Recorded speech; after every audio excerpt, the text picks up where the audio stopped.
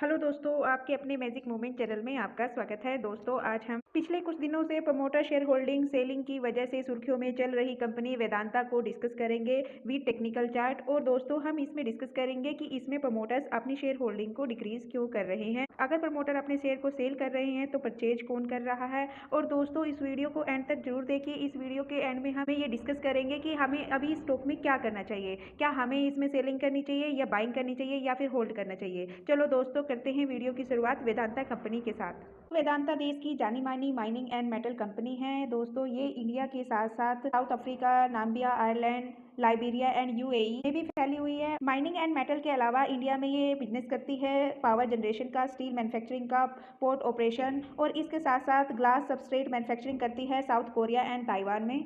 और दोस्तों, इसका इंडिया से जो रिवेन्यू आता है वो 65% आता है, मलेशिया से 9%, चाइना से 3%, यूएई से 1% और बाकी अदर कंट्रीज से 22%। दोस्तों, ये निकल में अब मोनोपोली कंपनी बन चुकी है। वेदांता इंडिया के अंदर निकल सोलो प्रोड्यूसर कंपनी है।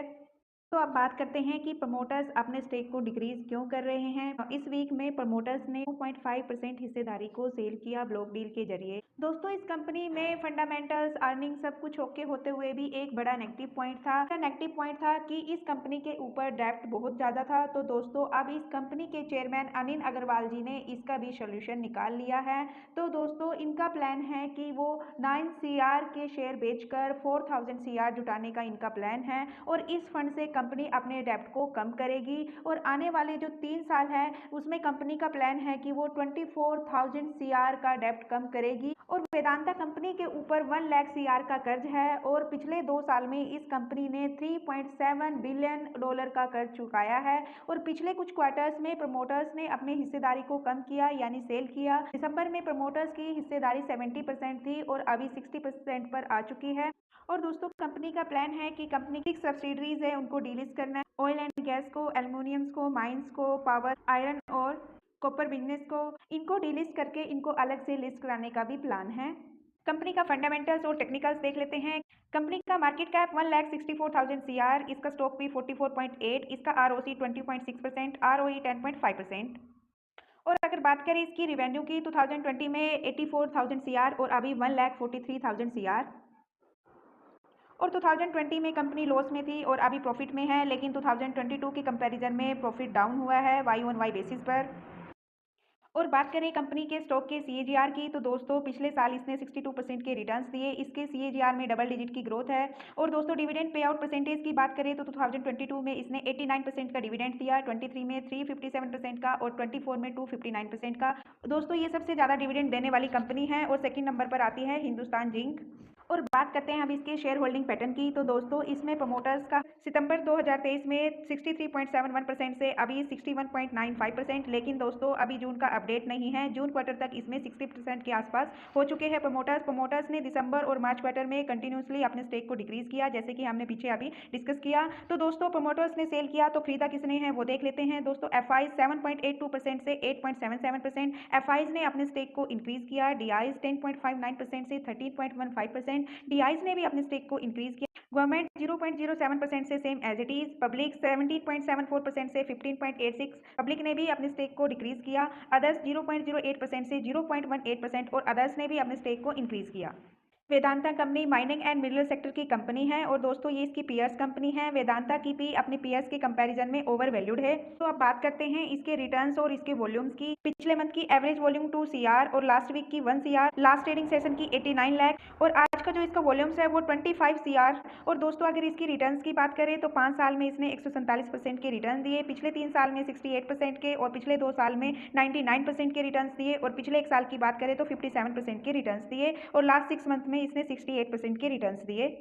और इसकी ऑल टाइम रिटर्न्स देखें तो 2002 से लेकर अब तक के जो इसके ऑल टाइम रिटर्न्स है वो 25,994% के रिटर्न्स है। और इस कंपनी के शेयर का जो लो प्राइस था वो ₹1.52 था, ऑल टाइम हाई ₹506.75। और वेदांता कंपनी एक लार्ज कैप कंपनी है, मॉडरेट टू रिस्क है। तो ये इसका लॉन्ग टर्म का चार्ट है। यहाँ पर हम कंपनी की परफॉर्मेंस और इसके चार्ट पैटर्न को देखेंगे और साथ में इसमें वॉल्यूम्स भी देखेंगे। तो दोस्तों, जो डार्क कलर की लाइन है ये इसकी प्राइस की लाइन है और जो स्काई ब्लू कलर की लाइन है वो वॉल्यूम्स लाइन है।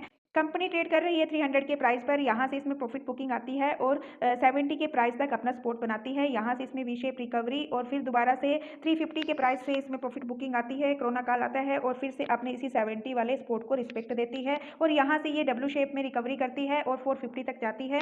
यहाँ पर आप इसमें वॉल्यूम्स देख सकते हो और यहाँ 450 के प्राइस पर भी इसमें प्रॉफिट बुकिंग आती है, लेकिन दोबारा सपोर्ट बनाती है ये अपना 220 का। यहाँ पर भी इस 220 के सपोर्ट को 2 बार रिस्पेक्ट देती है और यहाँ पर भी डब्ल्यू शेप में रिकवरी आती है और अभी जो स्टॉक ट्रेड कर रहा है वो 450 के प्राइस के आसपास कर रहा है। बाकी सपोर्ट रेजिस्टेंस और नेक्स्ट टारगेट हम इसके टेक्निकल चार्ट में डिस्कस करेंगे। टेक्निकल चार्ट है, यहाँ पर हम सपोर्ट रेजिस्टेंस और नेक्स्ट टारगेट की बात करेंगे। दोस्तों अभी हमने लॉन्ग टर्म के चार्ट डिस्कस किया, उसमें चार्ट पैटर्न को डिस्कस किया। तो दोस्तों यहाँ पर अभी जो स्टॉक ट्रेड कर रहा है वो 442 के प्राइस पर कर रहा है, अपने सपोर्ट के ऊपर है। तो इसका फर्स्ट सपोर्ट रहेगा वो 440 का रहेगा और जो सेकंड सपोर्ट रहेगा वो 364 का रहेगा।